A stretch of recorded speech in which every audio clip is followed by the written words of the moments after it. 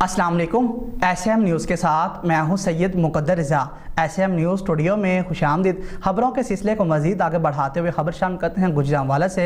जहरीला fast food खाने से मारूफ यूट्यूबर मौलाना नासिर मदनी के बीवी बच्चों और बाई की हालत जो है वो गैर हो गई है। इसी हवाले से मज़ीद बात कर लेते हैं अपने नुमाइंदे रफ़ाकत अली से। रफ़ाकत अली, आगाह कीजिएगा इस हवाले से।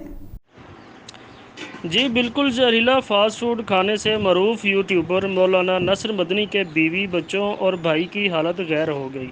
ज़राए के मुताबिक बताया गया है कि कामोकी के इलाका चौक गौसिया में नसर मदनी की बीवी और बच्चे और दीगर मेहमान आए हुए थे, जिनके खाने के लिए बेकरी से फ्रूट केक, सैंडविच और दीगर अशिया मंगवाई गई, जिनके खाते ही तमाम अफराद की हालत गैर हो गई।